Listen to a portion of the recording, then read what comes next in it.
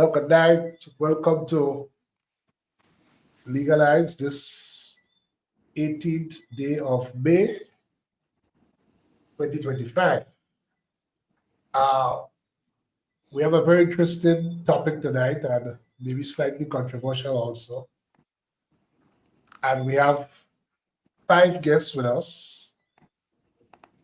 Mr. Richard Duncan, he'll be on soon. He's an economist and he's the head of the Citizenship By Investment program in Grenada. We have Luke Brown, he's a politician, mathematician, and a lawyer.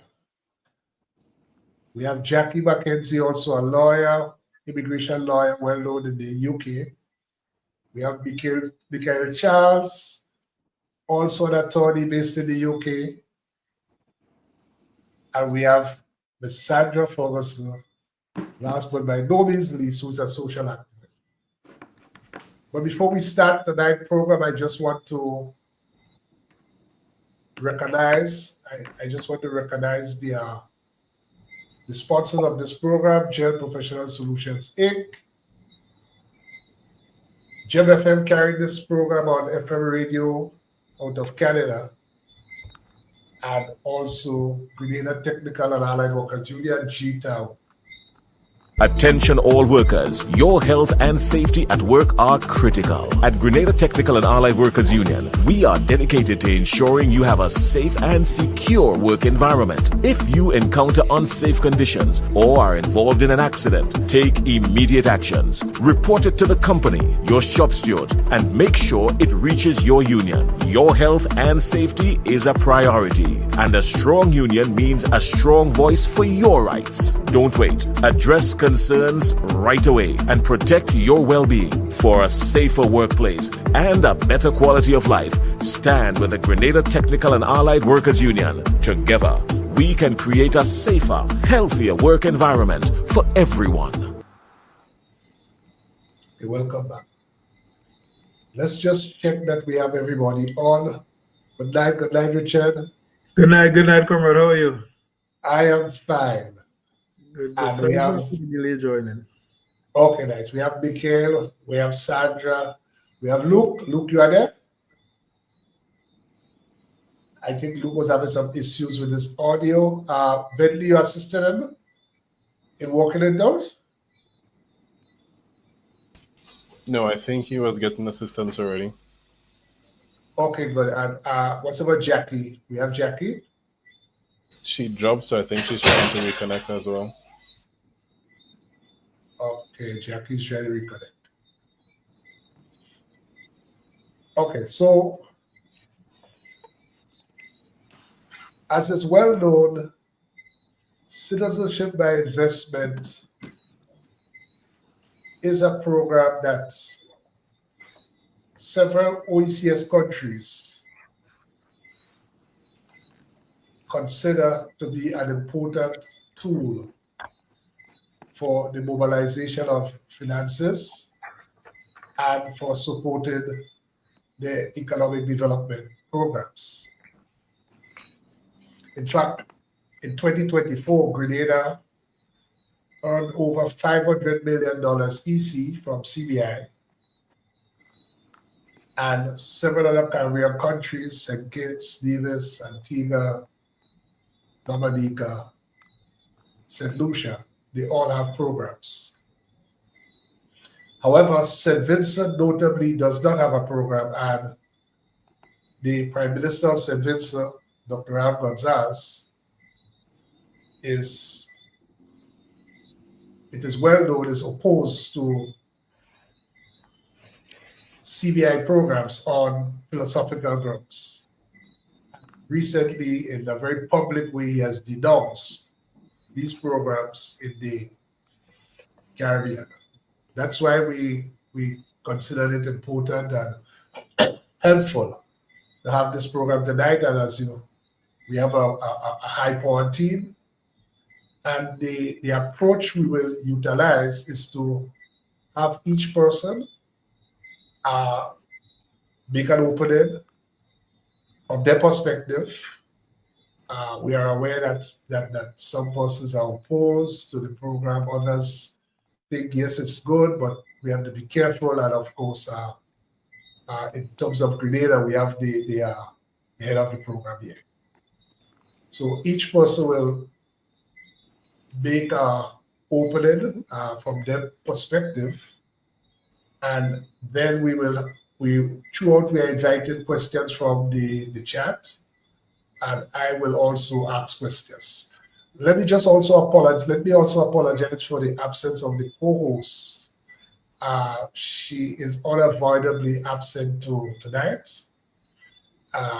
Hopefully she will be back next week. So, has Jacqui been able to come back on? Not as yet. Neither Luke. But I think we should start. We should still start. And I will invite my friend and brother and everything to be even my advisor, despite the fact I'm older than him. My brother Richard to start the ball rolling. Okay, thank you very much, comrade. And let me, express my appreciation for being on the program. It's my debut on your program. Though I've been following it, not live most times, but go back and listen to the various programs. And I was particularly impressed with the one on transportation that you had a couple of weeks ago. So let me start off my delivery. Right, I saw a little bit glitch with the internet a while ago. If you are not hearing me, or just give me a signal. Yes, I love my delivery in the usual way, and I like to say the following: obtaining citizenship in exchange for a sum of money or an investment is not new. It is ancient. It goes back to biblical times, and a classic case is in fact chronicled in Acts 22, verses 23 to 28. It reads as follows: As they were shouting and throwing off their cloaks and flinging dust into the air, the commander ordered that Paul be taken into the barracks. He directed that he be flogged and interrogated in order to find out why people were shouting at him like this. As they stretched him out to flog him, Paul said to the centurion standing there, "Is it legal for you to flog a Roman citizen who hasn't even been found guilty?" When the centurion heard this, he went to the commander and reported it. "What are you going to do?" he asked. "This man is a Roman citizen." The commander went to Paul and asked, "Tell me, are you a Roman citizen?" "Yes, I am," he answered. Then the commander said, "I had to pay a lot of money for my citizenship." "But I was born a Roman citizen," Paul replied. So oftentimes, this is my point of departure, and to say that what we today call investment migration is a age-old construct, if you may. It exists, having mutated over the years in over 100 countries. There are two strands: citizenship by investment, there's residency by investment, and the United States, Europe, Africa, Asia, as I say, 100 countries across the world practice various types of this investment migration modality, and we have ours in the Eastern Caribbean. And by the way, small as we are, Turkey controls 50% of what is a $20 billion industry in the investment migration space. So in the region, we are young, we are new, right? St. Kitts being the oldest, right? In this particular incarnation of investment migration, and St. Lucia being the newest, starting, I think, in 2014. So I'll just leave it here as an opener. We could delve into the various evolution of the programs, the challenges that they have faced, and obviously the pathway to resolving some of the risk issues that attend these programs as we speak. Yeah. Okay. Luke? Hi, good evening. I'm trusting that all my sound issues have been resolved and that you could hear me loud and clear. It does appear so. Okay, with that confirmation, I'm able to proceed. And I'd like to say good night to all members of the panel and also all persons who may be listening or following the program elsewhere. I suppose that some words of introduction are in order. The first point I think I should make in introduction doesn't necessarily have to do with myself, but maybe has to do with my country. From St. Vincent and the Grenadines. And there was a reference by Mr. Duncan that in the Eastern Caribbean, we have citizenship by investment programs. It is largely true among the five of the 6 member states, but St. Vincent and the Grenadines does not have any such program at this time. You may therefore see us as perhaps the last frontier in relation to this program, and based on the current policy of the government, is a frontier that is not likely to fall. But of course, there are looming elections with implications, and we will see what the future has in store for that.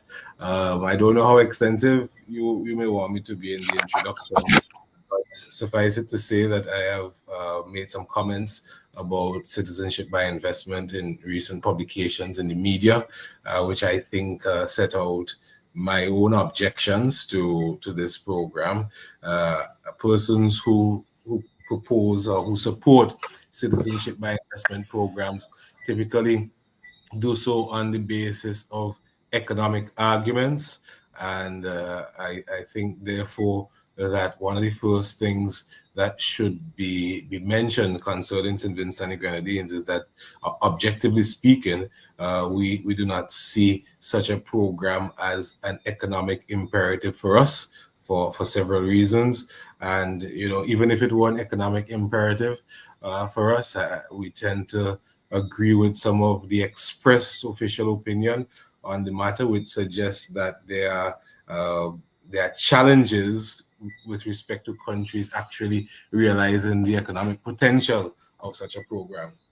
And more than that, I think the first hurdle actually has to do with the nature of the proposition itself. And the nature of that proposition was just subject to disapproving commentary by the European Court of Justice in the Malta case. I do not believe, on the ground of principle, that we should have a situation where we treat citizenship and passports as a commodity for sale in any market. I think that is a summary of my position. Maybe elaboration might be possible as we proceed with the program tonight. Mikhail? Thank you. Adopting all the greetings already to everyone. I would consider myself a centrist. I too am from St. Vincent and the Grenadines, but I'm admitted most of the Eastern Caribbean. And I've worked for most of the CBI players, both at home and abroad. And as well, I've seen the negative, what I call the negative effects of a CBI program. I won't make necessarily an economic argument per se, but I want to look at putting CBI as on the back burner and promoting RBI, which our law already provides for residence by investment. The way that we put it under our Citizenship Act is that one must be already in the country demonstrate significant ties, speak English, have been there for at least 5 years or more. That has been interpreted by public statements by our government officials in connection with at least one or two individuals who have made substantial investments into the country and received citizenship either as a result of or in connection to those investments and their presence in the country for 5 years or more. What I think all of the OECS should be moving to is a residence by investment model, because I do think that the CBI pool will be dried up eventually. So in any event, as an investment lawyer, as a commercial lawyer, I think that we need significant and targeted investment for any residency by investment programs. The policies need to be clear, and the law needs to be clear, and we need to, because as it stands now, it's very opaque. We don't know how the discretion is being exercised, what factors move that discretion, and as such, more sunlight, less secrecy. That's my position at the moment. Perhaps as an aside, leaving that to one side, if I'm wrong about that, another issue that at least myself as a citizen would be concerned about is understanding who or what is the motive behind someone getting a passport, and how that ties into, one, the efficacy of our laws, and two, the benefits that should redound to all of us as citizens. Is there a two-tier citizenship thing happening? We don't know. And the case law has been very conflicting in respect of that. I think I'd leave that at this point. And just to be clear, Mikhail, you are speaking there specifically regard to the legal framework in St. Vincent? In S3G, yes. Okay, good. In other words, you say that they don't have a program, but there's still a pathway for people to become citizens. Right, okay. But it's not clear. It's not clear at all. Okay, good. Yeah, Luke wants to respond. I'll let him do so before Sandra to come. Yeah, not to intrude too much, just to clarify, yes, there's a pathway to anyone becoming a citizen of St. Vincent and the Grenadines under our constitution, but I think it's a pathway that is available anywhere, in the sense that it is really grounded on the principle of having a genuine connection between that individual and the country. And investment considerations are not predominant, so to speak. You might have an investor who is making an investment in the country, but that person is also substantially resident in the country as well. And that person must have been involved or engaged in whatever investment activity or connection activity to St. Vincent for a period of at least 5 years. So that is far different from the regime which exists in other countries that I think really forms the core of the substance of the discussion tonight. Sorry. Okay. Sandra is off camera, but we will hear her.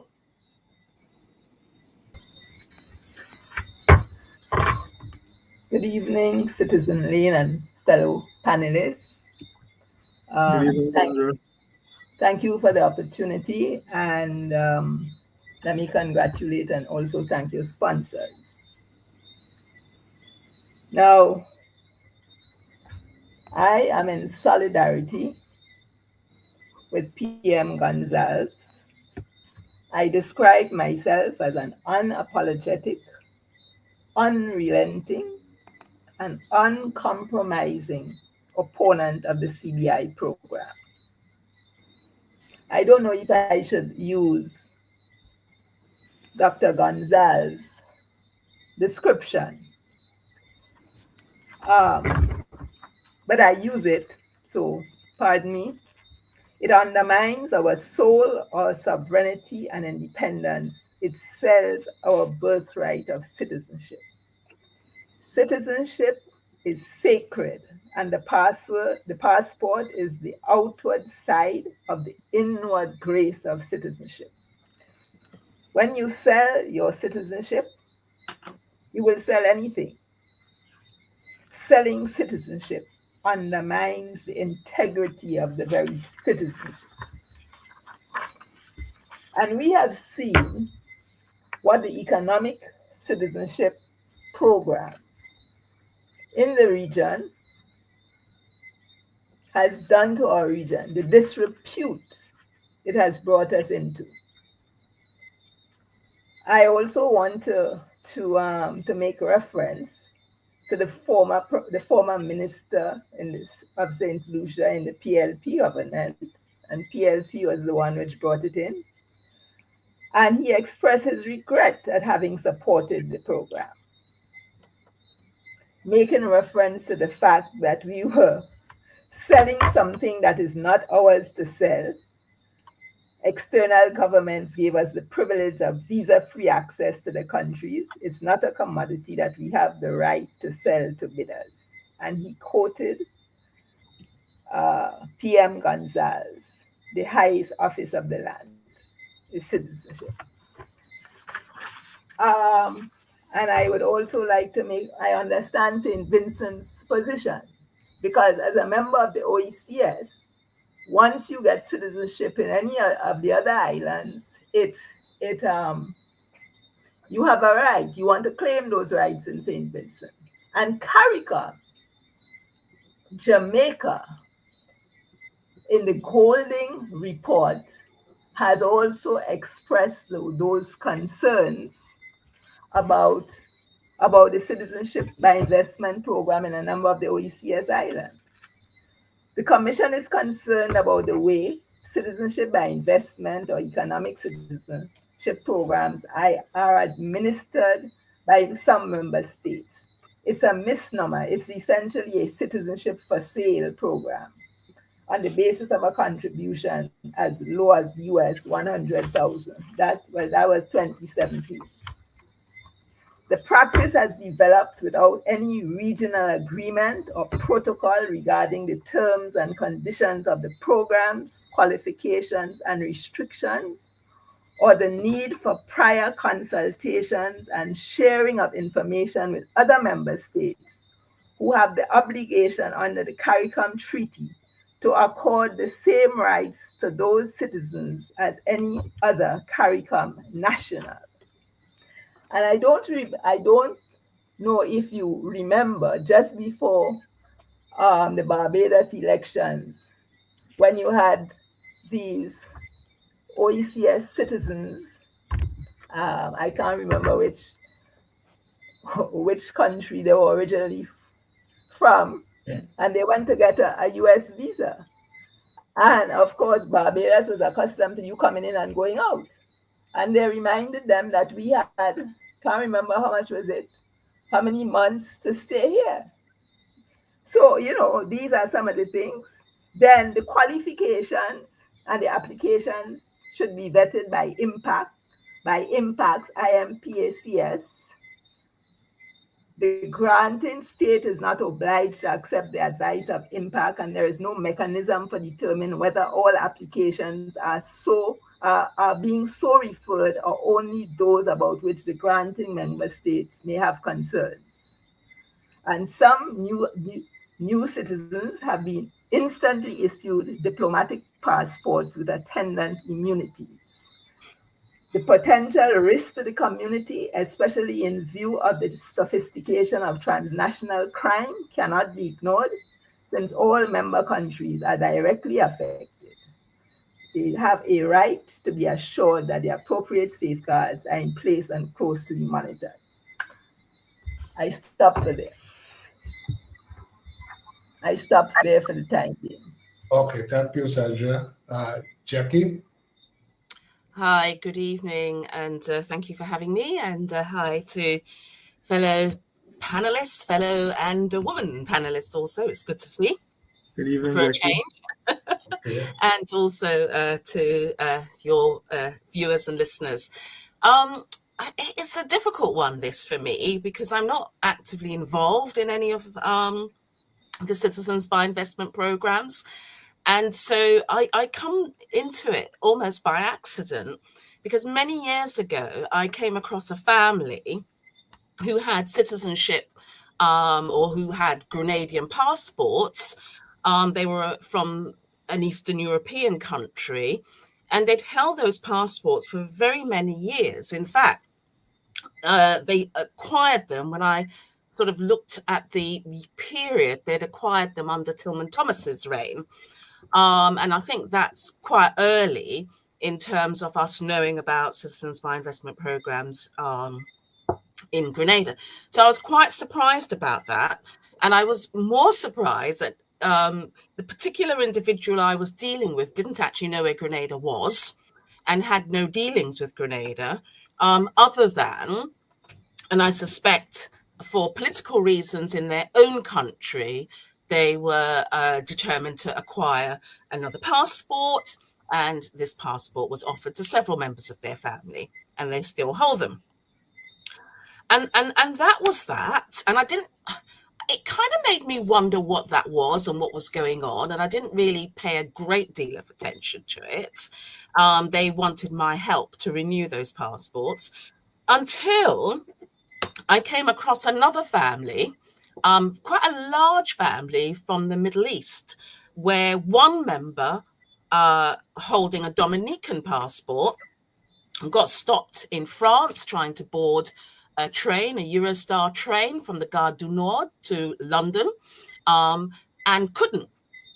And the reason she couldn't was because she was questioned. Any of you who know that route know that there are both French and British immigration officers there. And the reason she couldn't board was because she couldn't explain how she had this Dominican passport. And it transpired that 30 odd members of the family had these passports. And my involvement there was to try and get her back to the UK because she was heavily pregnant and wanted to give birth in the UK. And in fact, was under a consultant at a private hospital in the UK. So we were able, by way of a judicial review, to get her back to the UK. But afterwards, I met members of the family. In fact, they came to my office to thank me. And I was stunned to discover this large number of people holding Dominican passports, none of them knowing where Dominica was, none of them ever having stepped foot there, and none of them ever having been to the Caribbean even, let alone Dominica. So it kind of dawned on me that this was something unusual and perhaps not necessarily satisfactory in my mind, although I was without any, strong conviction about it. And then I was asked to be a CBI agent for Grenada, and I was told that people earn tens of thousands of dollars to do this role. And I was absolutely flabbergasted by it because I thought, well, one, I couldn't do it because I don't think I agree with it. But secondly, I suddenly thought, if there is such an incentive to sign people up, how are we to be sure that risks won't be made or taken to sign up people perhaps without the due diligence that's needed if we are availing people of our passports? And various speakers have mentioned the risk, and Sandra mentioned the risk of, security, the risk to our sovereignty, issues around money laundering, tax evasion, all those sorts of things are things that are well rehearsed in this whole discourse about Citizens by Investment. So I don't really need to do that. But I then became acutely aware of, and Britain for many years has been removing the requirements for people to be able to access, and that's people from former colonies, to be able to access the UK without too much problem, particularly from what we call the Windrush era, that they've been introducing visas. And they've done that for Jamaica, ostensibly or allegedly because of criminals coming into the UK, they said. a group they coined the Yardies. And then they did it more recently for Trinidad and Tobago, and that was because large numbers, and it's about 30 people, but the UK likes to exaggerate these things where immigration is concerned. So people were coming in and claiming asylum, and they weren't happy about that. And then there was Dominica, and Dominica's reason for the introduction of visas was essentially to do with its Citizens by Investment program. And because we have contacts within the Home Office and within government, we then learned that they were looking at several countries, and Grenada was one of those countries. And in fact, Grenada's always on and off the agenda for the possibility of becoming a visa nation. I mean, as you know, Grenadians don't need visas to come to the UK or to go to the Schengen territories, i.e. most of Europe, for up to 6 months as tourists and visitors.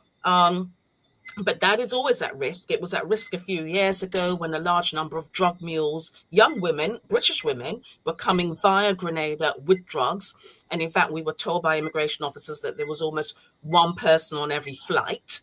Don't know if that was the case. But again, it's in the firing line because of its Citizens by Investment program. So I've been quite concerned, as somebody that mainly works with in the immigration, migration, refugee space, about this prospect. But I'm acutely aware that Grenada has taken some measures, and it's got my good friend Richard Duncan at the helm of it, and there are others. Another friend, Dion Moses, is also involved in it.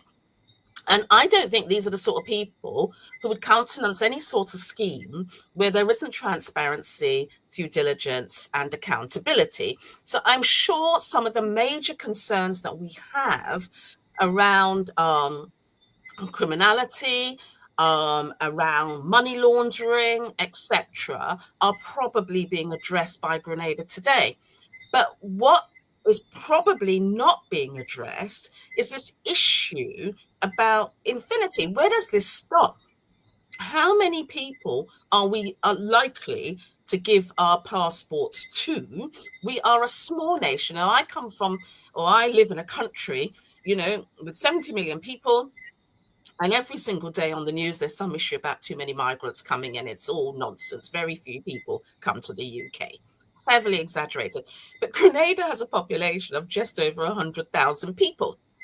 And you could have, if this is an infinite scheme, and I don't know if it is, it may well be, and Richard could tell us, that there is a cap on people who can acquire these visas. But if there isn't, we could have a major demographic shift where our own population is outnumbered, which will have all kinds of consequences for the society, for governance, for politics, for who could vote in who, and all that sort of thing. And Sandra's right to raise this issue about just selling our citizenship, because Richard is also right to say that these schemes have been around for a very long time.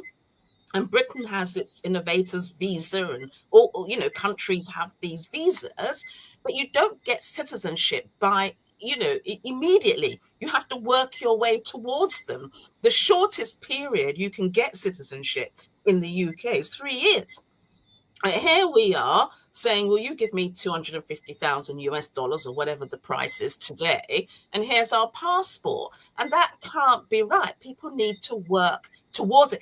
If we are going to be doing it at all, I have concerns. I totally accept that in a country where there are serious challenges in terms of how do we raise income and revenue to provide essential services, that Citizens by Investment programs, carefully managed, carefully proportioned, may be a route, notwithstanding the issues I make about demographic control. But also, there is this massive issue about displacement. I mean, already in Grenada, land prices and house prices are off the Richter scale.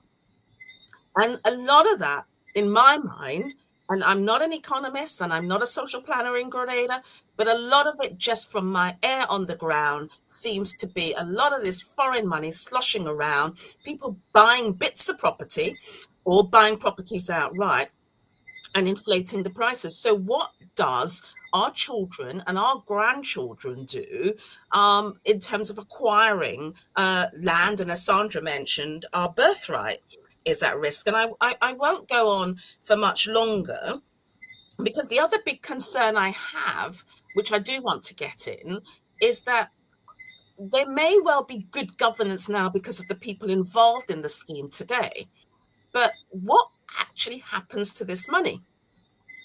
I am totally unaware and would love to know, because I think if you are going to say we have a Citizens By Investment scheme because we want to build a national hospital, or we want to build a university, or we want to put a bridge from Carriacou to St. George's or something like that, and that happens, then you can say, well, fair dues.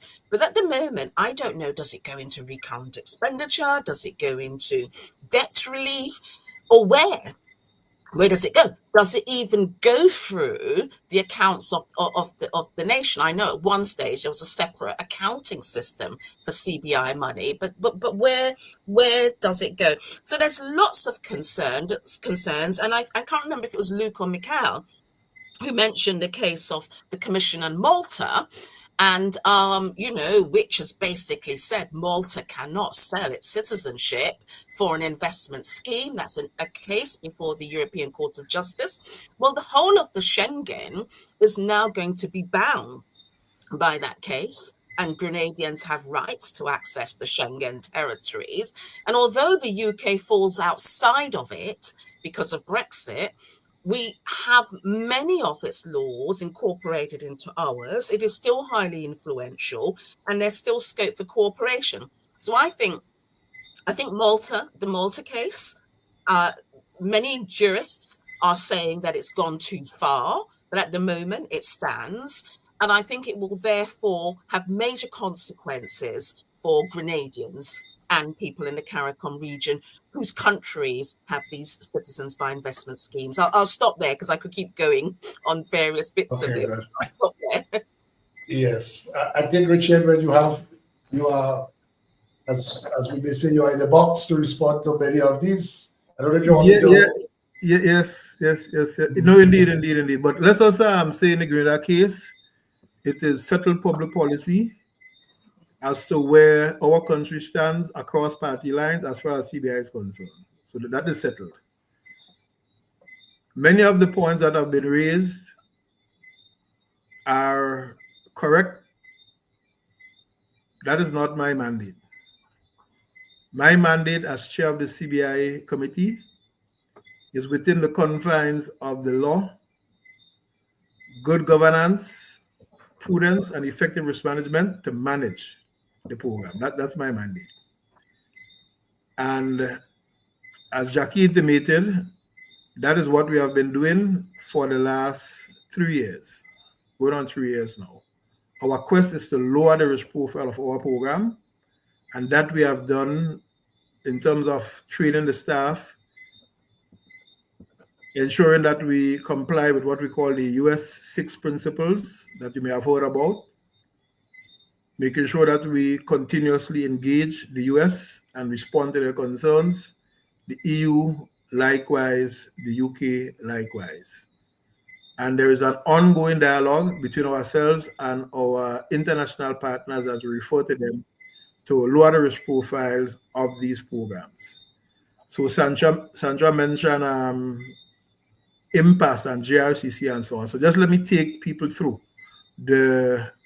I wouldn't do all 12, but there are 12 lines of defense for our program, which interlock and when engaged gives me the comfort, it gives me the confidence and the conviction that if anybody comes through our program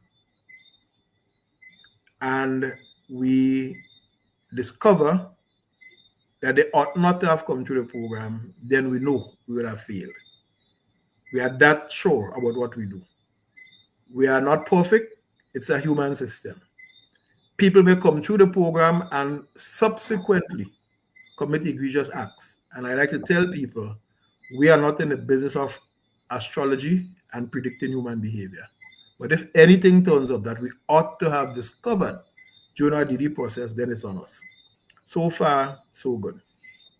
So you have multiple players. You have the cabinet that sets the policies. You have the bank that does the due diligence and who would say whether or not they're prepared to accept the funds from the particular investor. And if the bank says no, then game over, because how are we going to receive the funds? You have the CBI unit with a professional staff and IT systems. You have the financial intelligence unit. You go on to the JRCC and impasse. And by the way, when an applicant comes back from JRCC, CARICOM impasse, saying not clear. JRCC is what? The Joint Regional Communication Center, right? Which is an arm of CARICOM Border Security established in Barbados. So all applications in our program goes through FIU and JRCC. So a no clear from them, game over. Bank not prepared to accept the funds because of their own management of their risk profile and compliance issues and money laundering issues and so on, game over. Then you have our international due diligence providers who do background research. All countries lived in the last 10 years. They have people on the ground that do the surveillance and investigation and so forth. Information is corroborated and we receive the report from them. They are analyzed and we adjudicate based on all those information. But then you also have FATF, the Financial Action Task Force. You have the Caribbean Financial Action Task Force that have rules and principles that the program is governed by. Again, in the interest of protecting against money laundering, terrorist financing, and such like. There are countries in the world that we do not accept applications from. Again, it comes back to the risk profile, threat of terrorist financing, and all those good stuff, as well as sanctions from our international partners, and we collaborate based on those things. So there are 12 lines of defense in the program that gives us this confidence, comfort, and conviction as to what we are doing. As far as where the money goes and what happens to the money, Grenada has been cited by the last IMF Article 4 consultation report for doing a great job in publishing information on the program. So on the Ministry of Finance website, on the Investment Migration Agency website, you see quarterly statistics in terms of approvals, in terms of revenues, investment flows, number of citizenships granted. So the data is there. And we also collaborate with our partners as well. Any information they want from us, it is readily available. Now, the Wilton Park, I'm not too sure if that place is familiar to you, Jacqui. Yes. Wilton, right. So we were in Wilton Park, January, I think 20th to the 22nd, 2025, where we met for 3 days with the UK Home Office, dialoguing and debating. How are we going to lower the risk profile, the areas of cooperation among us? The British right now is funding the creation of a regional regulator for the CBI space, right? And that consultation is ongoing, pretty intense, and is nearing, well, I shouldn't say near, but close to come up with a draft legislation that would assist in regionally regulating the space. Even with the regulations right now, based on the US principles, we go by the rule that a denial in one is a denial in all. So there's no regulatory arbitrage, there's no shopping around among the 5 jurisdictions. And the reason we're able to achieve that is through the same Joint Regional Communication Center, through which all applications must pass. So they have a database that is accessible by not just all our development partners, because it's a joint project, right? So they know. Has the program been subject to abuse in its early days? Absolutely, yes. And I like to tell people that that's the nature of free enterprise capitalism. Entrepreneurs have a field day. Eventually, the regulators have their say. And I think that these programs are at a stage where the regulators are going to have their say, both in terms of the new regulator we are creating now, as well as our partner entities across the space. So I think it is, for us, very good news.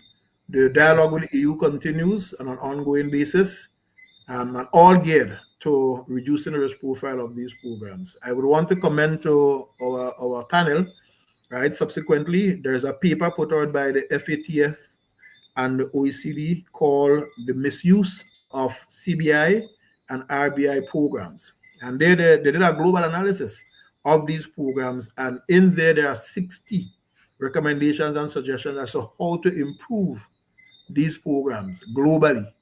And our task is to be at hard at work to make sure that we implement, and I think we probably about more than 50% there, complete or making good progress in implementing some of these recommendations. So again, philosophically, I'm in no quarrel with nobody who is not of the same view as ourselves in Grenada.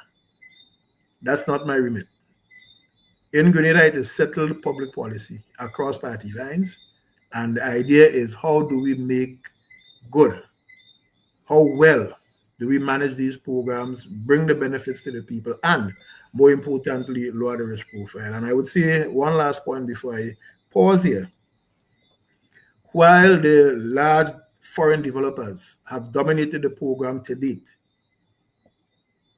in January of this year, February, earlier this year, SRNO 21 of 2025 significantly lower what I call the barrier to entry in economic terms to the program, specifically trying to get local Grenadian developers, properly defined in the SRNO, to participate in the program. We do not want to see a continuation where you have a dominance, right, or to the exclusion of local people. So the barrier to entry has been lowered, all fees and so forth reduced by 70%, and we are going to make an extra special effort to train and to coach local developers as to how to participate in the program and to access those investment resources.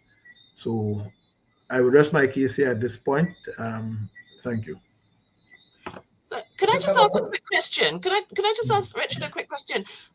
So on the website, does it have, because I couldn't find it, does it have details of actual projects that are funded by CBI? Because I'm no, you have, Jacqui, you have to look at the Ministry of Finance. We at the IMA, we don't spend the money. The Ministry of Finance does. No, so the estimates of revenue and expenditure in the Ministry of Finance has an appendix with the earmarking and spending of those resources. I would tell you that the two infrastructure projects that stand out so far is the Monkuma Road. That's a road that was used as a bypass after the Western Main Road had collapsed. Yeah. Right, and also the River Road flood mitigating project. So those two take pride of place as major infrastructure project under the program, but others are there in the estimates of revenue of expenditure. And that's CBI money. It is clearly a mark and design. And by the way, what you will also see in those same estimates of revenue and expenditure, and you may see it on our website as well, is in law, 10% of government's revenue from that program goes into a contingency fund, which is held at the ECCB, not in name, but in actual resources, which are to be mobilized only in circumstances of severe economic shock. So even Hurricane Beryl was not sufficiently severe to trigger a drawdown from that contingency fund. So I just wanted to make that point as well, and it is very transparent. The percentage or the amount collected in any one quarter, 10% of that is earmarked. You see the movement in the fund balances. That is on the website, also Ministry of Finance. Well, thanks for that, because we can look at that. We can look at. So can I just ask, because I won't come back, but can I just ask Richard, is this, do you have a cap on how many people? Because I saw Jomo's comments. So I was just sort of not paying attention for a minute and reading some of the comments on this, and I saw Jomo's comments about whether there's been any interference in our politics or any. I mean, that's daft, because what we'll put it in, people like to talk about future. We're talking about the future. We're not necessarily saying we've got to the real problem. I think we've had problems in the past, but as you say, that's now all being rectified. But I'm talking about demographic shift. How many of these passports do you intend to sell? Is it infinite, or are you saying there's a cap? Okay, so I like to correct people, and I'm on record in 2 international fora where people refer to the CBI schemes. And I respectfully suggest that I am here to speak about a CBI program, not a scheme, and I prefer that term be used. 1. 2, the Investment Migration Agency does not sell passports. I do not know if anybody in Grenada does. The Investment Migration Agency receives, assesses, and makes recommendations to the Government of Grenada for the grant or not grant of citizenship. Immigration authorities, hold on. The immigration authorities would be the one who would issue the passports. I think role clarity is important, and responsibility rests with me and my team within a certain sphere, and that is where I want to make sure I do a good job. I mean, you've come to defend your job, but we're talking about citizens by investment. Really. So in terms of cap, right? There's no cap, there's no quota. However, the conversation has been introduced, right, about the regional caps and quotas, right? In fact, it was introduced before. It is on record in the Wilton Park dialogue, and as a conversation, I guess the heads would continue in the coming months and years. Yeah, caps and quotas.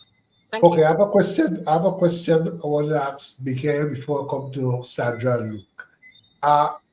What you mentioned that what OECS countries should be probably focusing on is RIDs, residents, RBIs. RBIs as against CBIs. What's the fundamental difference, and why you advocate that position? Well, again, reflecting my centrist position,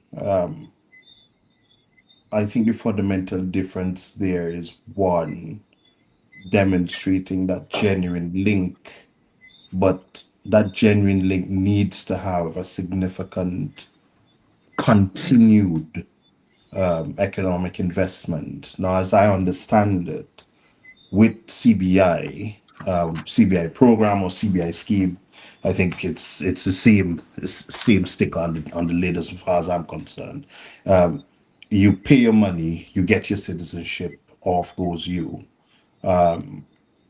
Naturally, if you, I think if you behave badly, it may be revoked.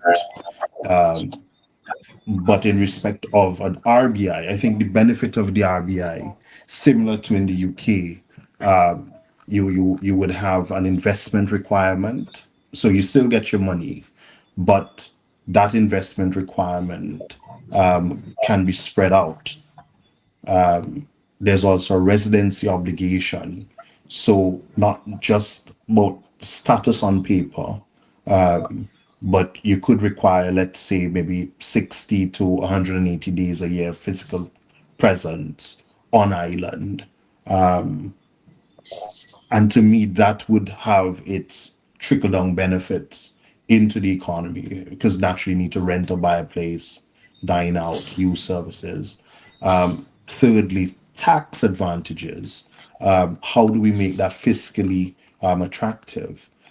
So, for example, you could say, well, you're a resident here, you pay no tax on your foreign source income. That could be an attractive thing.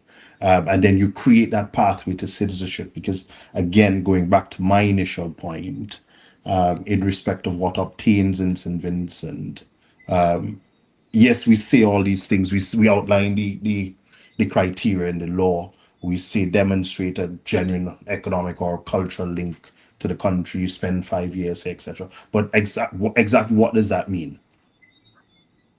Yeah. But if you have a defined program, a defined residency program, then you put in that buffer. So, for example, here in the UK, so I'm a skilled worker here in the UK, right?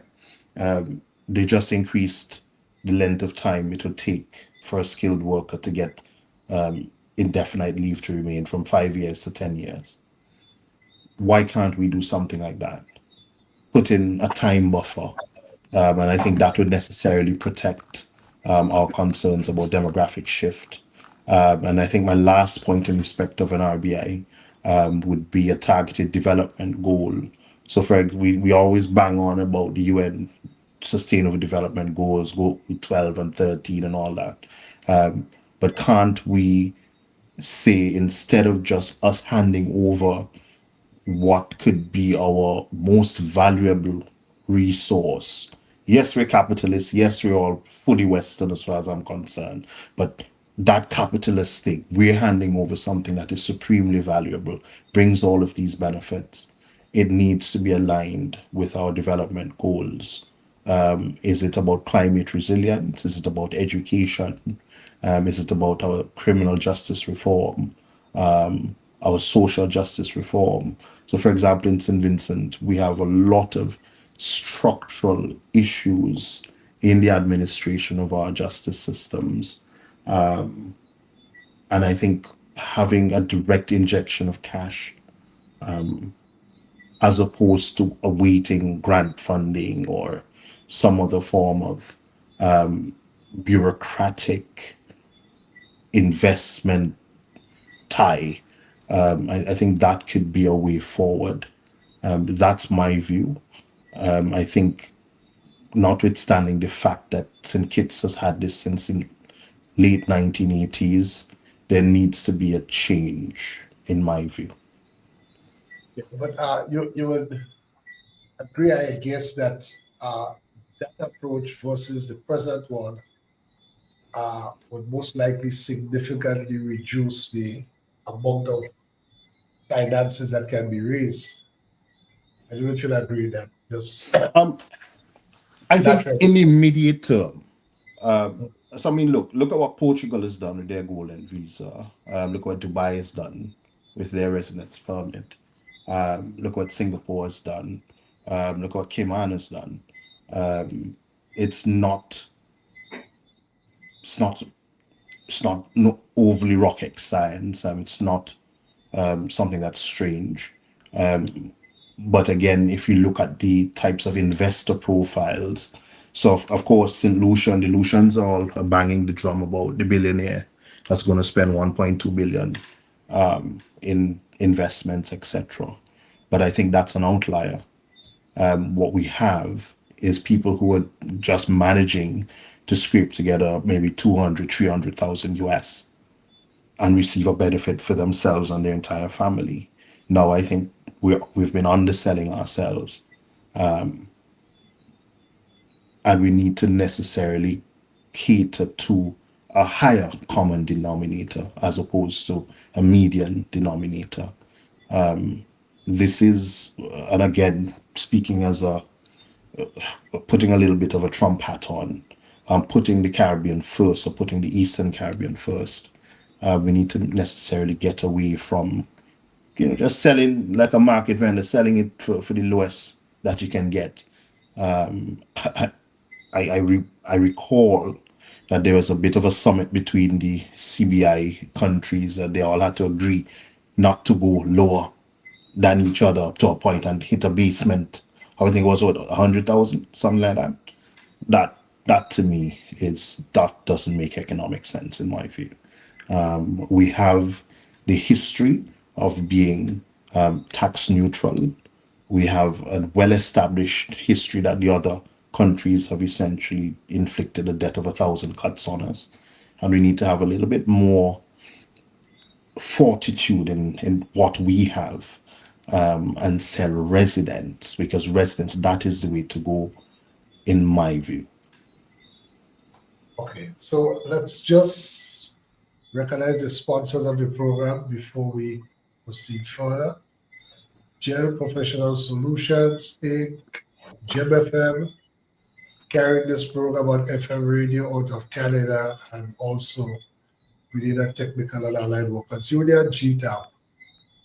Attention all workers, your health and safety at work are critical. At Grenada Technical and Allied Workers Union, we are dedicated to ensuring you have a safe and secure work environment. If you encounter unsafe conditions or are involved in an accident, take immediate actions. Report it to the company, your shop steward, and make sure it reaches your union. Your health and safety is a priority, and a strong union means a strong voice for your rights. Don't wait. Address concerns right away and protect your well-being. For a safer workplace and a better quality of life, stand with the Grenada Technical and Allied Workers Union. Together, we can create a safer, healthier work environment for everyone. Okay. I'm glad you just briefly mentioned our reference CHOM. Because my question to Sandra and to Luke is this. And I don't have any particular position, as we say, I'm only asking. Given our realities in the Caribbean here, including Grenada, where in fact a majority of our citizens actually live outside of Grenada, we have a history of migrating to obtain economic benefits, whether to Trinidad, whether to Curacao and Aruba, whether to the UK or to the US. That is part of our history. How does that align to the philosophical position being taken in terms of people who seek to come to our islands, in some cases, to get the benefit of what we can offer? How do we align that ideological position, philosophical position with the realities of our nations and people? Either Luke or Sandra. Luke, you want to come in first? I'm just checking to see if you could hear me. I've been having some internet problems. Yes, we're hearing you. We're hearing you. Hello? Yes, Luke, we are hearing you. Oh, okay, good. I hope that the internet holds to allow me to respond in a full way to what you've said. And I'm also hoping that I basically heard the gist of the question. I think the inquiry was how does our philosophical position align with the fact that there has been extensive migration from the Caribbean to North America and Europe and principally the United Kingdom over many years. Trinidad and Curacao, and so in fact, somebody was making a joke yesterday. They said when you go to Trinidad, in fact, said if you go to Laventille, Point, and one or two areas, is basically you are in Grenada and St. Vincent. Sparrow had a joke that he didn't need to mention Mova because he already mentioned Grenada in one of his songs. So I just asked it. Luke? Hello? Yes, Luke, we're hearing you. You may hear me? You may want to take off your camera. Okay. We see you now. Well, I don't know if taking off the camera would help. We're hearing you now. We're hearing you. So okay, good. Proceed. Yeah, I don't think that there's anything. I don't think that these two matters cannot be reconciled. We are first of all opposed to just address those issues. Those issues actually raise some other matters. For instance, if you're going to look at migration to the United Kingdom, it takes my mind to the fact that we have a legitimate case for reparations against the United Kingdom right now, and if that case was settled, then it might mean that there is less of an incentive or a motivation to leave St. Vincent and the Grenadines or Grenada or any other country in the Caribbean to go to the United Kingdom. That has been the experience, for instance, in other places where reparations was an applicable or an active issue. We see, for instance, the payment of reparations by Italy to, I think in this case, Libya, meant that there was almost a drying up of a migration flow away from Libya. So in relation to St. Vincent and the Grenadines in the Caribbean, I think we would have a similar effect. There will be a similar effect. So, the fact that we have been migrating to the United Kingdom and also to the United States is really, to me, neither here nor there in the citizenship discussion, but it is a relevant factor in a discussion on reparations. The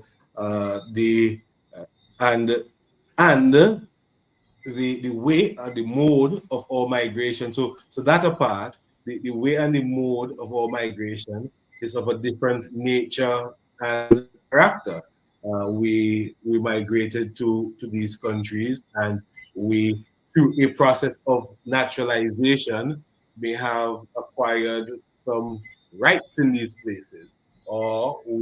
And this doesn't mean, and when we consider migration from the Caribbean to these parts of the world, we have to keep in mind that there is also a very active element of legal migration that has taken place. There is an element of migration which has been beneficial to the countries that are the destination of Caribbean persons. In the case of Mikhail, being a practitioner in law in the United Kingdom right now, I would consider that to be a very clear case of legal migration. And England, even though he does practice in multiple jurisdictions, but England is the beneficiary of his talent at this moment. Migration has given countries like the United States of America, for instance. I was listening recently to a presentation that was made by former mayor of New York City, Michael Bloomberg, and he was saying that there is that it's probably not a coincidence that the parts of the U.S. which have the highest immigrant populations are also the parts of the United States that have the highest economic growth rates. So, we have been contributing to growth in a constructive way. And again, not on the basis of selling or treating citizenship and passports as a commodity. And therein, to me, is the fundamental basis for the objection. I was getting intermittent internet connection during the presentation of our dear brother Richard Duncan towards the tail end of the presentation of our brother Richard Duncan from Grenada. One of the questions was, and there were some questions being posed to him by Jacqueline. I'm just wondering, as a follow-up to what he had said as well, because he was saying that it is set public across party lines that there is the need for the citizenship program. But I don't think that it is settled across those same party lines, though, that the program is associated with considerable economic benefits for Grenada.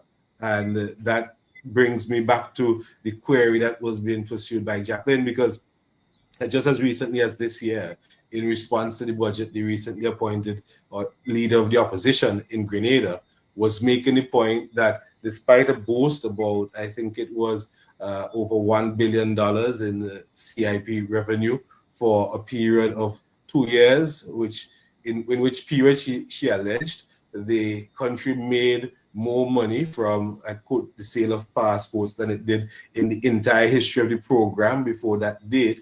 There's essentially nothing to show for it. These were her words.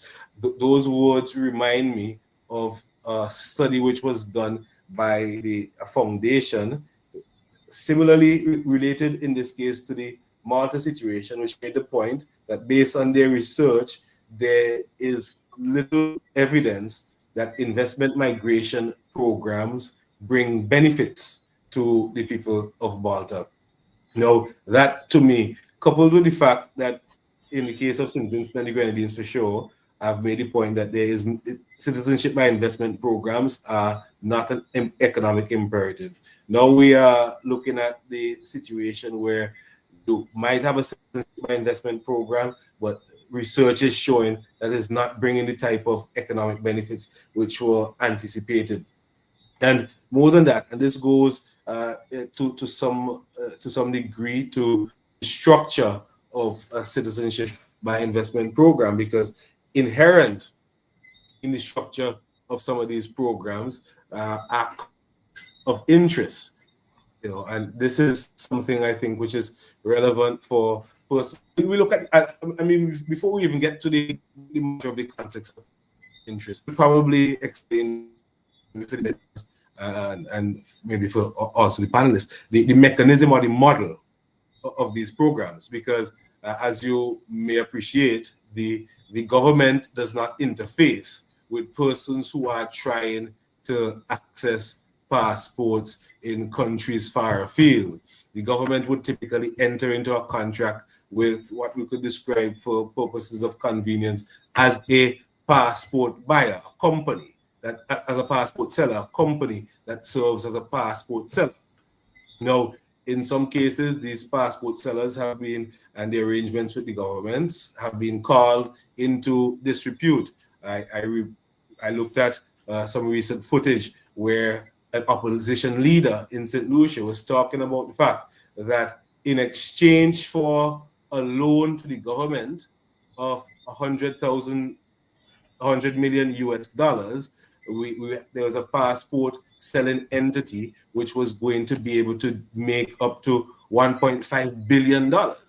So my question is, I understand what you say, but I'm just asking, if we are able by regulations to minimize or eliminate those issues, point one, and two, if we are able to demonstrate also that these monies which are brought in are really used for the benefit of the country, and you can see that, would your position be different? In other words, would those factors offset your position regarding your philosophical position? I'm not hearing. You're not hearing? You hear me? Yes, I'm hearing you. But I don't know if Sandra wants to come here. Well, I lost you for some of what you were saying, but I think you were asking if we're by regulation able to eliminate some of the issues. Those problems, the problems that you point to, the abuse, the possible abuses, one, two, the allegation that the bodies are not being used for the benefit of the people and you're not seeing it. If you're able to take care of those issues, would that offset the philosophical objection to the program? It will offset the philosophical objection for me. It may well offset the philosophical objection to other persons, but I should say that being able to eliminate some of these issues might be tantamount or equivalent to being able to walk on water, and the truth is that we have in some cases persons who are involved in government on the one hand, and on the other hand involved in some capacity with companies which are selling passports. Now that is, I suppose that is something that could be addressed by regulations to some extent. But if you have somebody who is in government and somebody who is a part of a company selling passports, it is a very clear-cut case of a conflict of interest. Because they, in the capacity of being involved in this company, they're going to want to sell as many passports as possible. In the capacity of their role in government and the legitimate requirement of such a person to look out for the interests of the population, they're going to be required to put due diligence measures in place. But these things can be in conflict, and somebody who has the potential to profit in this way through this arrangement is somebody who, suffice it to say, is conflicted.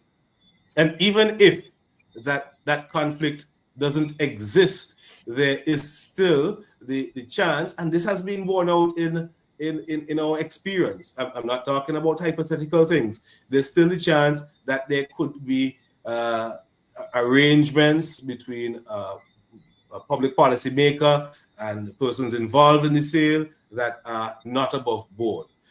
And where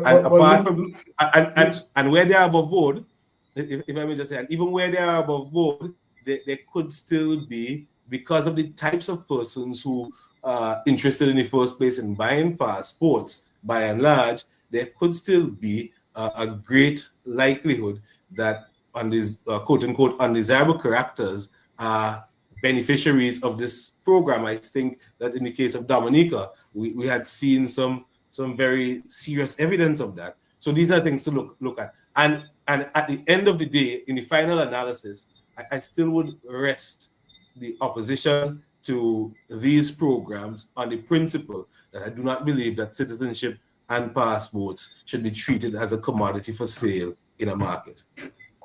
So, Comrade Layne, if I may comment just quickly on the, I made the point, and I think he heard me clearly when he said that I made the point that in Grenada, it is a matter of settled public policy across party lines. And he used a point to say that maybe that is not so. But I think he would not disagree that a jealous criticism by an opposition of the performance of the program is not an opposition to the program. I repeat, a jealous critique by the opposition of the successful performance of the program is not a criticism of the program or its demerits. So let's leave that one there. Now, in terms of Grenada, in terms of the evidence, we could invite you to look at Lasaget's Six Senses, one of the most impressive, if you ask me, hotel resort on the island. Intercontinental, going great guns and nearing completion. Kawana Bay went great guns and stalled because of what would I say, dispute, but hopefully that will be resolved and will resume.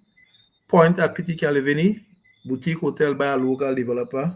Silver Sands by Beach House, and there's the Chinese project Greater National Resort. So the evidence is on the ground as to the impact. Now, the Archbishop International Airport is not yet, in my humble view, a viable investment until and unless we have sufficient quality room stock on the island. And to me, if you ask where and how hotels have been built on our island by private developers in the last 25 years, you could point to about 3 decent properties, right? And with the program, that has accelerated, and we welcome that.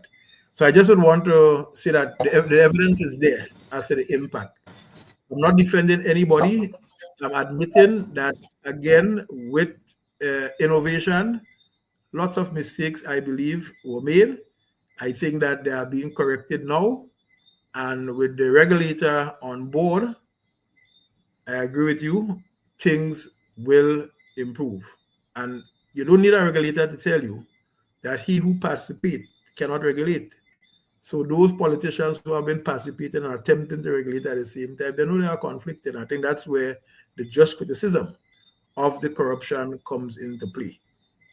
Hopefully, that will be brought to an end throughout the jurisdiction as best we can, once the regulator has the teeth and the reach to make it happen. So I think we are looking, in my humble opinion, forward at improved days ahead of the program with a lot of challenges. Don't get me wrong, this time not from our own doing, but some of the concerns that our international partners want addressed will be addressed through the interim regulator, ongoing dialogue, use of technology in the coming years.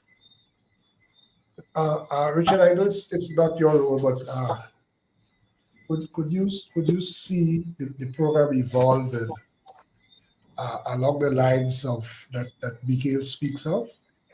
Well, I'm just using this rough analogy. No. Yeah, sorry. No, and the answer is yes, because our act in Grenada speaks of residency by investment as well.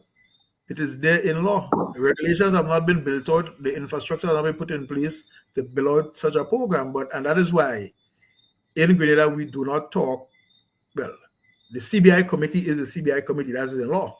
But in terms of the actual operations, we speak of the Investment Migration Agency.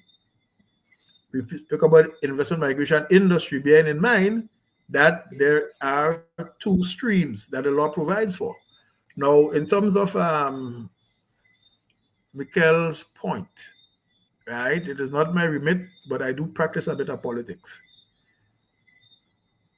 People will come and give you advice that would lead you along a particular path. And we have to be careful the path we choose to follow, because they lead you along a path where they know that your competitive advantage, ability and capacity to compete with them is not there. So sometimes we have to ask ourselves, is this the appropriate advice we are getting from international partners and so on? We have seen when the IMF and World Bank have led countries globally on different paths and so on and so forth. I think we have matured enough over the last 25, 30 years to take a second look at some of those suggestions and to decide, do we do a mix? Do we do solo? But again, that's for the public policy makers to determine. But that's just my opinion. Yeah. I was just trying to use the analogy that, in the early days of capitalism, you had very crude methods being employed. Some people refer to it as primitive accumulation.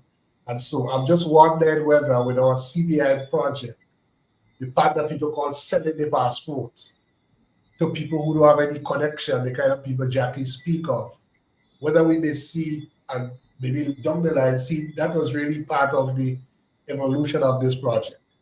So we then reach the stage where you get the, if you want to call it, the very best investors, those who have a connection, those who develop a love and affection for the country, are prepared to stay here, to have their children here, go through the residency, and then obtain the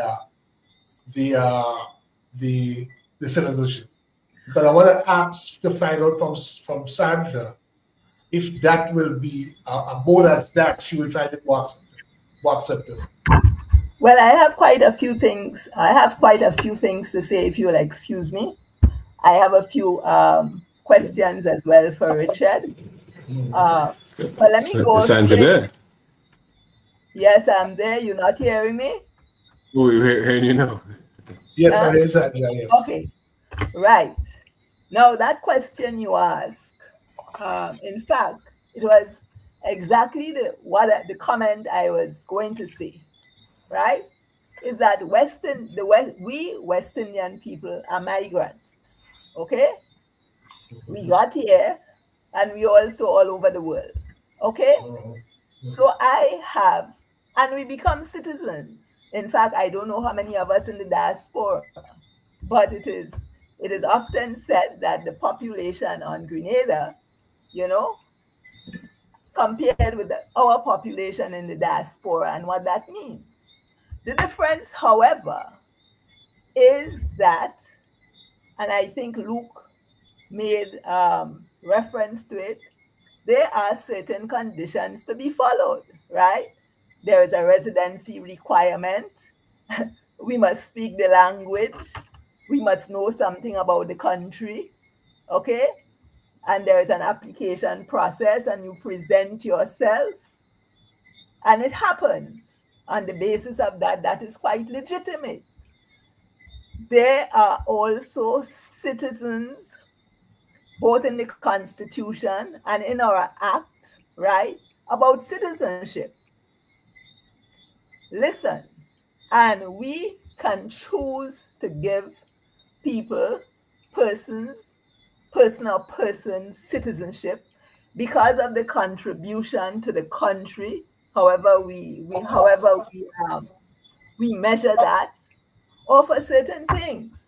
My former colleague, Judy Williams, may she rest in peace, always speaks of the time that she went to the Commonwealth People's Forum, that's an NGO forum, in South Africa. And they were being introduced to Thabo and Becky. And when he found out that she was Grenadian, he stopped to tell her, how much he's indebted to Grenada. And that was during the revolution when they got a passport. Well, I don't know how many of them we gave passports, right? We don't quarrel about that. We know why it was given. So there is process, there is criteria. What we're talking about, as far as I am concerned, with the Citizenship by Investment program is commodification. And you talk about us going abroad. And let's see what Comrade Ralph Gonzalez said about the importance of the passport, right? So a passport is of great value to our citizens. It facilitates them going places to get jobs. And when they lined up before immigration, people know that this is a passport which is not sold. You carry it with dignity and pride. And I think it was mentioned already. What are the implications? Well, it's shutting down UK, Canada, the first economic citizenship program that we had. Now Malta, one of the most corrupt countries in EU, and I won't go into the assassination of Daphne Caruana Galizia. I will leave that there, but all of this, her assassination, no doubt would have contributed to this investigation, etc., etc. Now, I want to make some comments and ask Chairman Duncan some questions. Now, he says he talks about policy lines across party lines. Doesn't surprise me. Because you know what? I am sharing my opinion. This is my opinion. It is CBI interests which rule this country at this point in time. And I think we have one party, one administration, which has to do some cleaning up and maybe deliver on promises that the former administration made. So, we want to see some action. Now, on the issue of transparency, I also heard Chairman Duncan indicate, and very interesting how he put the CBI committee and the law that guides him. And of course, I don't know if you know, he has a publication called Walking the Straight and Narrow. After the administration that came into office, said they needed to trust people and, Anyway, I use that as my Bible and my reference still, my own personal copy. So he talked about following the law, and that is what he's there to do. Now, transparency. I want to ask you, are the members of the CBI committee on the citizenship or on the IMA website? Because I have never been able to find that information since one of the former CEOs, I think it was Percival Clouden, I think, since he stepped down. The second thing is the names of our citizens. I do believe that as a citizen of this country, I have a right to know who have become citizens of Grenada. I do recall the first amendment that was made to the CBI Act was the removal of the provisions for putting the names. In the first economic citizenship program, we used to see them on the Gazette. I want to know if that has been addressed.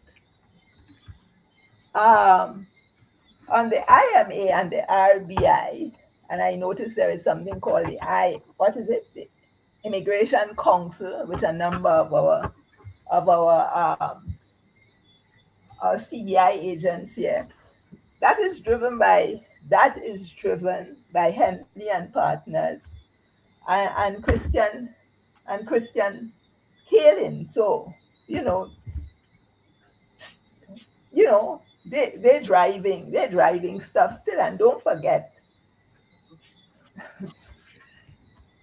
then, so we also talked about no cap, no quotations, barriers to local developers. Now, I'm really not quite sure how this fits in, but I do recall back in 2008, when the Attorney General was trying to finalize Grenada's investment policy. And I asked about, and that was using a CARICOM Act that Grenada was trying to just finalize. And are we talking about joint ventures here? Are we talking about the possibility of joint ventures? Are we making it a requirement in support of local, and if we're not, then we should. Because I mean, if you talk about, a local developer having 6%, are they really able to facilitate, are they really able to influence anything? Or this is just merely in name, just in figures? I mean, I know I know we have been told, yes, it's much better to have 6% of 6 million, than have 100% of 600,000. But,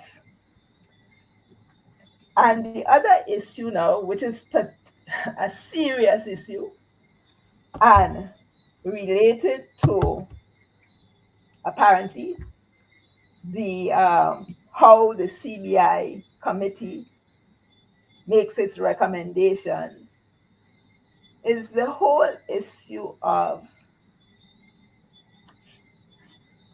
well, I don't know if it's appreciation for the for things like the ESIA, the Environmental Social Impact Assessment, and being aware of some of the information around this. Because when you talk about the evidence of La Sagesse, Six Senses, and Intercontinental, and Kawana Bay, and Silver Sands by what? Silver Sands by the beach house. I mean, when you look at that, and then we stand and talk about great commitments about climate, and we using it, and we making requests for money and so on and so forth. But what we actually doing is really contradicting some of those things that we ought to do, not for anybody else, but for ourselves, because of our vulnerability as islands. So I am really concerned about that. So I don't know how this is followed up on, because in fact, the last Sagesse, Six Senses, there was a group Sandra, let me just say, I suspect that we'll have a program on physical planning sometime. Okay. But I suspect that goes beyond the IMA or the CBI. Richard will answer, but Richard spoke about big rural clarity, so I just wanted to introduce that. But you can continue to say that this can be simply financial and economic. yes, I understand the CBI committee, but somewhere in making the decision, because what this is also resulting in, and Jacqui mentioned it, is the displacement of local people and their access to certain areas. We're talking about places like Livera and certain areas in Mount Hartman. And all of these areas are now being devastated and ravaged. Okay, so Richard, you want to respond? Yes. Thanks, comrade. So, Sandra, let's start with the sixth question. That was the last one. ESIA. So, of course, we at the IMA CBI committee will not recommend a project for cabinet approval unless it has all the prerequisites from the physical planning unit. So whatever conditions, they had to provide us with evidence that they have planning approval. So as Comrade Layne said, that's for physical planning to do. We do not speak for them, but we speak to them and with them to make sure that they have what they need. In terms of the fifth question, that has to do with the 6%. Well, the equity requirement is as low as 6%. If a local developer wants to put in more, then so be it. However, when we meet with them on our one-on-one, we will advise them on strategies they can use to, even though they have a small equity stake, still remain operationally, in charge and calling the shots for the particular project. So that is not particularly worrisome. And yes, joint ventures are good once you are, once you have a good lawyer to write the joint venture agreement to give you necessary protections, that you need. So good observation there. I didn't quite get question number 4 about IMA and RBI and the Investment Migration Council, I think it is called. So you might want to come back to me on this one. In terms of the third question, names, again, the law does not require publication of names in the Gazette, and that's a matter for public policy. If public policy is that it be there and the legislation is so created, then we have no choice but to comply. In terms of the transparency, yes, criticism fully and totally accepted, that it is good transparency for the members of the committee to be on the website, name, photo, and a very brief bio. And that is a failure on our part, which we will correct in short order. And with respect to the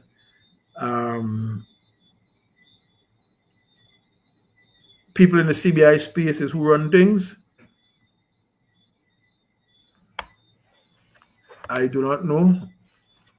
I think that I run the CBI committee. I serve at the pleasure of the Prime Minister, who is the minister responsible for CBI.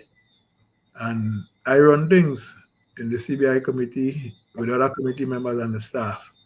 So in terms of CBI and your comment, Sandra, I cannot speak beyond the administrative facts of my appointment, that of my and the role the Prime Minister plays. Let me just clarify. I made that as one of my opinions as it relates to Grenada. You made it very clear about your CBI committee and, by the laws, and I'm sure you're doing that. Okay, I got you. Understood. Yes, we'll go to the chat in a while, but Sandra, I just wanted to make one point. I know you made the point about Ralph, Prime Minister Gonzalez, speaking with regard to the passport. But I want to point out that in many instances, and what I'm speaking about is Grenadians, either in Trinidad, in Canada, the UK, or the US, not traveling with the Grenadian passport, and I guess also the Vincentian passport, but being proud to travel with the US passport, with the UK passport, with the Canadian passport, and the Trinidadian passport. So I just wanted to make that point. And I just want to take some information from the chat. Well, hold on. As Sorry. you make that point, yes, and why that's part of no, I mean, I was never so until I started really paying attention to this and really understood the value of the passport, of our passport, you know. Why people want to get our passport? So that they could get a US visa. We advertise that. What is it? Is it the EB2 or is it E2? Whatever it is. Visa. And also, you know, we have been and access to 130 countries. So I hear you, right? Because of the challenges, especially for those of us who had to get visas. But don't forget, we also go to other countries where we don't have to get visa, like Canada. Well, prior, and now the UK is saying, you know, you're going to have to get a visa too. No, I understand, but I was just making the point in terms of an earlier point. What our people historically seeking to get economic benefits from other countries, and in fact, one of the benefits they have is the passport. Well, let me just take some we have here, there's a law that says there is risk in everything. I guess Luke is more responding to you because he said, show me or tell me about a country that doesn't have citizenship with investment programs. I think the point about risk and everything was a reference there. Long, Winston, Jambots, Young says long on short of it is that CBI program will bring in well-needed short to medium term, well-needed revenue. Luzette King says, greetings, I am here listening to my friend Jacqui and trying to follow where this CBI discussion is leading. There's a Lord says there is something called regulation. Also, Lucette King says, Jacqui, I am not sure you are aware of the CBI discussion in SVG. The New Democratic Party has explained that the CBI revenue will be used to pay off the billions of dollars debt and to boost our economy. Jomo Sanga says, do we have a situation anywhere in the Caribbean where foreigners are buying passports, getting involved in our electoral processes, impacting our democracy? Adiford Casita asks, what will you say about the USA, Canada, and the European Union wants to keep the investors and their money in the country and wants to ban the small islands in the CARICOM from benefiting from investment? Jomo asks, after 40 years of CBI in the region, beginning in St. Kitts, do we see a proliferation of criminal activity in countries with CBI programs compared with those without CBI programs? I guess he's asking if there's a correlation between the upsurge in crime and the CBI program. Loser King says, in St. Vincent, we already have CBI program where one individual is in charge and provide no accountability. And NDP government will continue, but a regulated and transparent one. Adiford Casita says, why St. Vincent cannot use the best practices and lessons learned to implement a CBI program? All I am hearing the government reject on practicality. Jomo, and the legal and political assaults against CBI programs in line with the developed world's policy of keeping our societies underdeveloped and dependent, as reflected in the removal of our banana concessions, the pressures on the offshore financial services, and more stringent rules pertaining to migration. There's a lot, things like a regional task force, database, and such elements of the program must be talked about by those opposed to, must be talked about to bring more clarity to the people. Abiola Street Do we have policies to require or encourage the investment to be something productive? That is, no more buying a property and thus pushing up prices. Losing King, just listening to you at Layne assures me that we in SVG can learn from them when implementing the CBI program. I guess you met Richard Duncan. Coco Rolling Laha Springs Lewis, where did Luke go? Luke, somebody give me a joke there. Winston Jambus Young, CBI equal less borrowing and dependence on grants. Let me get a longer one. Winston Jambus Young, a very simplistic description to tug at emotions, and it's not even accurate. Theodore Thomas, the leadership of the ULP talks about connection to the country in order to get citizenship, but in practice, they have given citizenship to some questionable characters whose links to SBG is tenuous at best.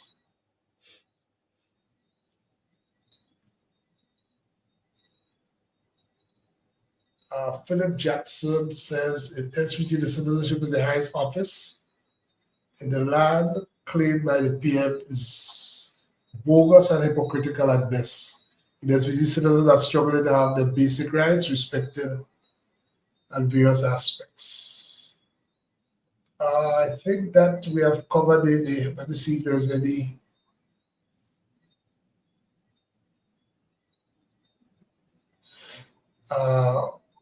One person says, one example, if SVG had a CBI program, the need for so many loans would have been reduced.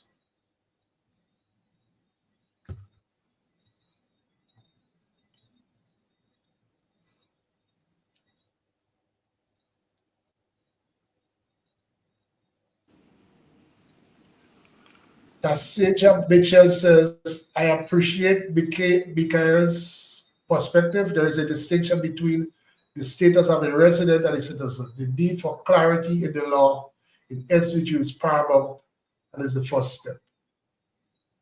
Martin Felix, not taking sides on the matter of the squabbers regarding Ralph and Brock. Regarding the CBI, PM Brock made the case that there are incidents that have arisen in SVG over the years that would indicate that, though not CBI in name, the Gonzalez government has been in the business of citizenship purchases. And he goes on, and actually in our case, that's Grenada, the present government criticized the CBI program when it was in opposition. To be fair, the present government has been doing a better job in terms of transparency, etc., and regulatory issues. So that's the kind of sentiments from the chat. I don't know if anybody wants to respond to any issue in particular. Luke? So, thank you. Just to say in relation to St. Vincent and the Grenadines, that I could reiterate that despite the suggestion or insinuation that emerged in the comments, there's no passport selling regime in this country. And secondly, I think it is necessary to just make the point that, you know, what persons who are advocates for CBI advocate for it on the basis that largely it is going to be able to attract foreign direct investment to a country. And I think that in the conversation, we sometimes lose sight of the economic fundamentals. The job of a government is certainly associated with bringing about economic growth and driving job creation in any economy that is beneficial. Now, the way in which we will typically do something like this is make investments, for instance, in infrastructure that will attract foreign direct investment. In the case of St. Vincent and the Grenadines, I think we would make a very good case study on this. We made an investment in a critical piece of infrastructure, namely an international airport, which was relevant in our situation.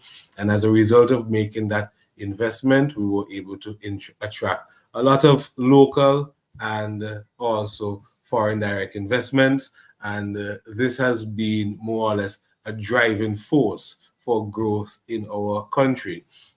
Equally, we see other investments as being able to have a similar effect, and we would pursue economic policies, including marketing initiatives.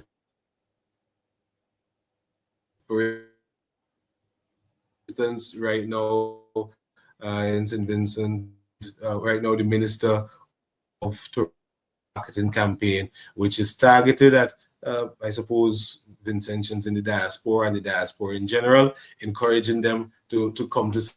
Vincent and to visit St. Vincent. And we would know that as a result of them visiting St. Vincent, we're going to have a boost in tourism and a boost in growth. I happen to be a proponent of the conventional approach to economic development, and I think that this has worked to a significant degree in St. Vincent. I mean, we hear this sentiment coming out in the comments about regulation, something called regulation. I think that we should accept that with the best intentions, regulation in this regard has proven to be very problematic. And I haven't seen, in my view, a case of an Eastern Caribbean country that has sufficiently tight regulations, so to speak. No, and beyond that, we operate our lives on the basis of certain values and principles. We do that in many aspects of our work. If we're trying to fight crime, we're going to fight crime on the basis of certain core beliefs. And if we're going to develop our economy, we're going to try to develop our economy on certain core beliefs. I just happen to believe that one of the core beliefs on which we should develop our economy is that we don't treat selling passports and citizenship as a commodity. I think that is at the heart of it all. No, I don't think in connection to St. Vincent and the Grenadines, there was one of the comments which spoke about using CBI money to reduce debt. I have not seen a policy commitment along those lines at all in relation to us. I mean, I've seen other proposed use for CBI funds, but definitely no indication about using it to pay down debt. And I think that we should really learn from the international experience right now. The Prime Minister of St. Kitts and Nevis, who is steering the ship of state in that country, recently made some revelations about the CBI program in his country, and stated that it was a mistake is a mistake for any country to exercise too heavy reliance on it. And we're just going to be guided by that. If we are in a cash crunch, and even if we're in a cash crunch, there are some things, I presume, that we will not do to get money. And I don't think that we need, at this stage in St. Vincent, I'm not really offering commentary on the policies in other countries. I don't think that in St. Vincent, surely, that we need to resort to the prostitution of selling passports in order to advance the interests of our economic development. Okay. I think, okay, yes. Yeah, I think seeing now we're on the SVG aspect of this, I think the fundamental issue, and I think what prompted, I think my invitation on this program, etc., was that I have a concern, and I think it's shared at least some of the threads of what I've been hearing throughout this morning's. You'd forgive me if I'm speaking, since it's almost 2 a.m. Yes, I was so appreciating the fact that you and Jacqui have done so. I thought it was an hour and a half program, actually. I've got to be in courts in the morning. The fundamental issue here is lack of transparency. Now, transparency, whether it is in respect of those countries that have an established program. So Richard spoke about the various reports that are being published now. And that's a good thing. But I think Sandra's point was about the sufficiency of that information. How granular is it? But in particular for St. Vincent, what we have is the Citizenship Act, and that says, I think Section 9, you link out the genuine link. You attempt to define that. But then by Section 18, there is no explanation that can be given. The minister doesn't have to say why he is given or not given citizenship to someone. And then that can't be appealed. So that strikes me, at least, in the absence of any written policy, as being concerning for the following reasons. Now, well, at least one, if you're granting citizenship to someone on the basis of a substantial contribution to the economic or cultural development of the country, what does that mean? Is there a price tag on that? If not a price tag, is there some other objective measure of measuring that? So, for example, if I'm an investor, how many hotels do I have to put down? If I'm an artist, how many murals do I have to paint? If I'm a crypto bro, how many clinics do I have to repaint? That is the difficulty that I think, and the disconnect that is happening. As with many other policy decisions, notwithstanding the fact that there's black letter law, there's often an absence of a written policy. So we don't know how the hands of the state are guided in respect of whatever they view as a criteria for the exercise of discretion. And I think that is the point at which I would depart from the prevailing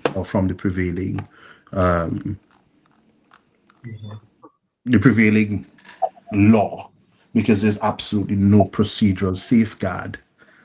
How can I judicially review something? We don't have a Freedom of Information Act in St. Vincent. So in terms of, if I was a fair-minded observer, how am I going to satisfy myself? How am I going to satisfy myself that this discretion was exercised in to my benefit? So again, coming back to my transparency point that I started with, I think that's where I'll end. Whatever the decision of the state of St. Vincent and the Grenadines, either under this current administration or any other administration, there's simply a lack of transparency, and there's simply a lack of understanding how the levers are moving. What we're told is simply refer to the act, but we don't know.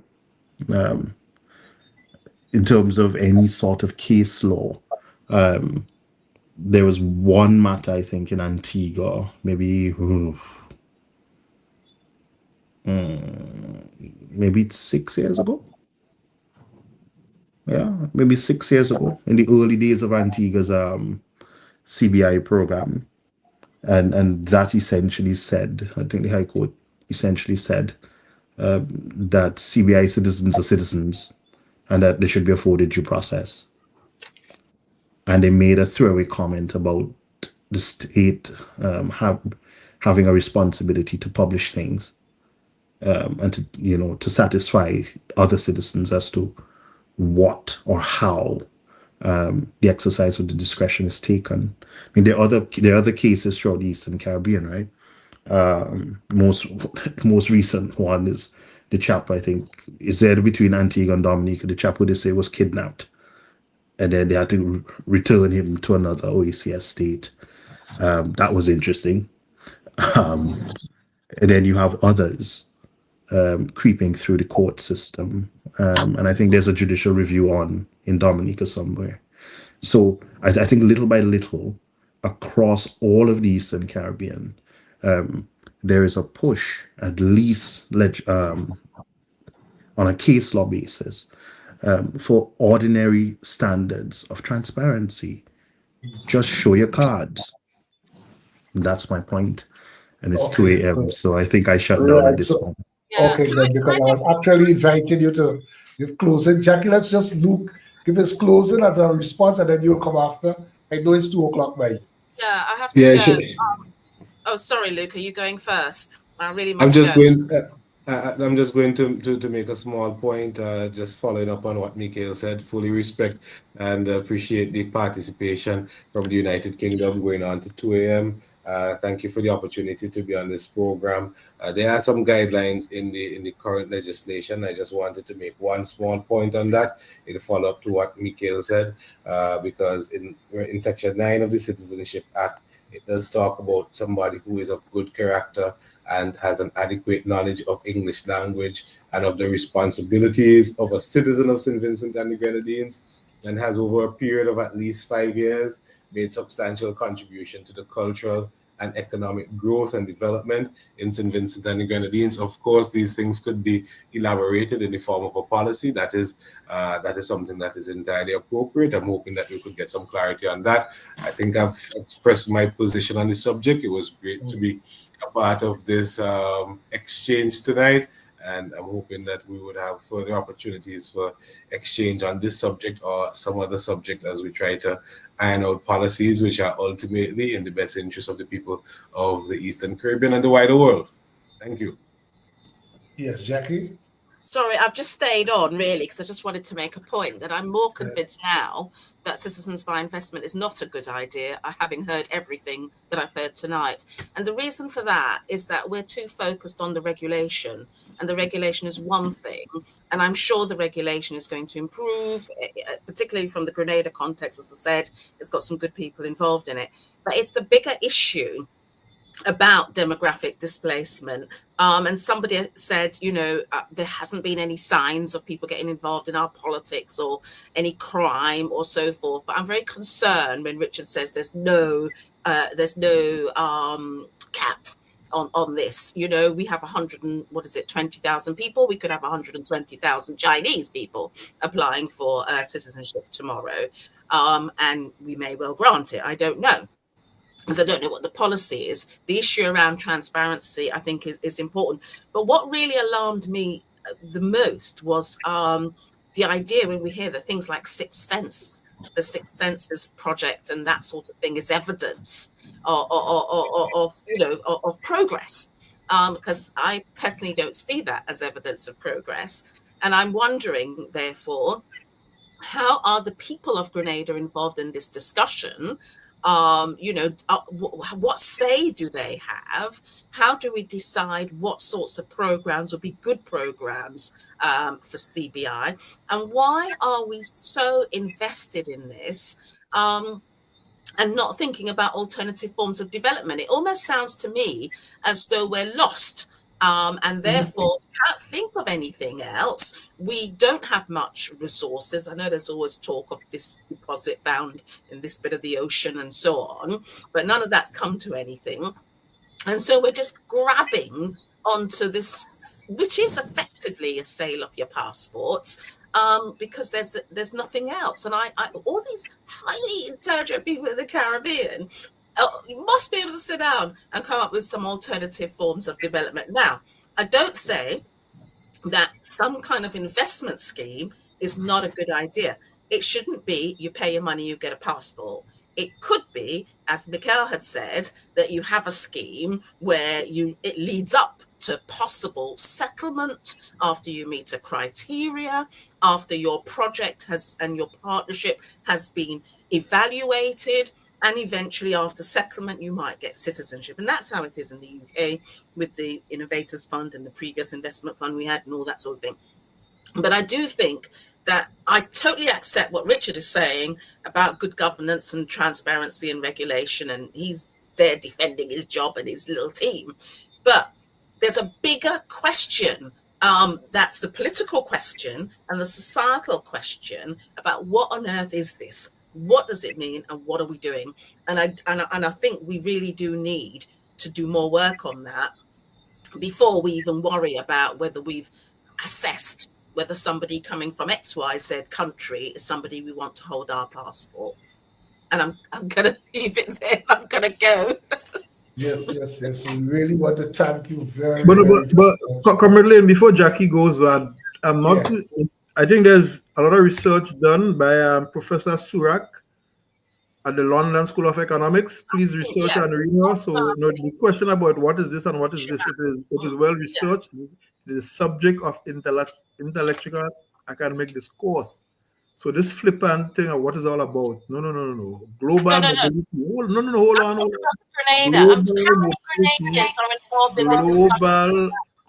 Global mobility. I'm not talking about the theory of CBIs. I'm not talking about the academic papers. I know about professorized papers. That's not what I'm talking about. I'm talking about Grenadians. What do Grenadians make of this? Are they involved in the discussion? We have had what we call 4 programs: demystifying investment migration, starting in Grandans. We went to St. David, we went to the Duke Cinema, Beryl stopped us from going Carriacou, and last Monday we were in the Greater Trade Center. So in terms of the public being, no, but you see, again, we don't, well, I rest my case. Can I make my closing comments now? That's fine. In making my closing comments, it is simply this: global mobility manifested in investment migration of various types is a phenomena that is here to stay. How it manifests itself in the Caribbean now is going to mutate, is going to evolve for its longevity. Our role is to make sure that we get a slice of that $20 billion industry for what it is worth. And there's a lot of work to be done to clean up our act across the region, to ride the ship. We believe the regulator is going to help with that, and to make sure that we do well for our people. As the CBI chair, our role is to protect, to promote, and to prosper the program. And we call on the Grenadian people to hold us to account. I take the criticism. Transparency needs to be improved. Who are the members of the committee? They should be available on the website. Point taken. So I say steady ahead with global mobility, transparency, and compliance, so that the risk posed by the problem, by the program, the concerns of our development partners and so on are addressed through mutual cooperation and understanding. Nothing. Okay. Sandra? Yeah. All right, thanks. Sandra, your closing comments, please.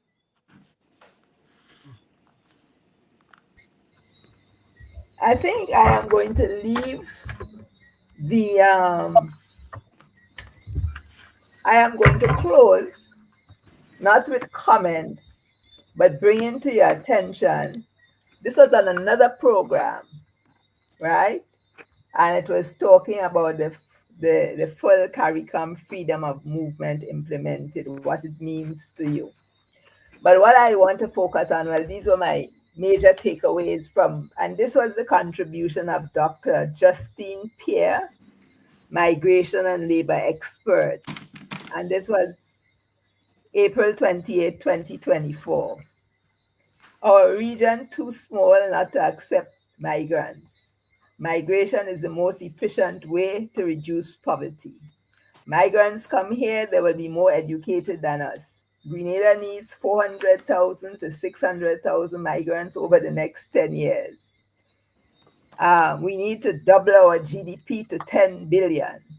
We need migrants more than they need us. We were also immigrants. We came here and displaced the Indians. So I am I don't know how many of you are aware of this. Might have listened to the Callan Bob show, but I just want to bring this to your attention. And these were the comments by the migration and labor expert. But I will also end by saying my position on citizenship by investment and the commodification of citizenship remains the same. It's not to be sold. All over the world, we have earned our place as citizens of other places. We have forged a link with those countries. We have made our contribution. Still, as far as I am concerned, and how we deal with CBI, it's another piece of bling for those who, what passport do I need today? Where am I going? But I have heard Chairman Duncan, and certainly if it must be run properly, it must be run properly. If that is the way we're going, and if that is the disposition of the younger generation, who talk about these outdated objections and grandstand moral values, blah, blah, blah. Well, it must be ran properly, because the other thing I want to say, these other countries, larger countries that run these programs, they have the resources to do it, right? Just one, all we need is one slip through the crack. And this is very expensive. And our reputation is at stake. It happens in the US or the Canada or whatever, you don't even hear about it. So, and the other thing about it is that we must understand that we are open, small, vulnerable to external shocks. And we blame a lot of people. But do we take responsibility? Because some of the mess that we have ended up in has to do with governance decisions. Has to do with governance. Because we like a lot of major edifices, and I like to quote William Demas, who was the first SG of CARICOM. We are bicycle economies, but we have Cadillac taste. Okay, so thank you, Sandra. Thank you to all the guests, in particular, Mikhail and Jacqui. It was early morning there. I just recognize all the sponsors of the program. We're not even going to just recognize Tao, recognize Gel Professional Solutions, Gel FM, and all those who viewed this program tonight. And I hope that it would have at least assisted the conversation on this matter. My own view is I understand the pressures for CBI. I clearly do understand it. I would say that we probably treat it as, from our accountant standpoint, as what accountants will call extraordinary income. We should view it as something short-term. We should try to remove the rough edges as we go along with the program, but ultimately there must be, in my view, some form of well-regulated program whereby we can allow people to come in and share our country the same way many of our people have gone to Trinidad, Aruba, Canada, the US, and so on. That's my own view, because the globe belongs to us as human beings.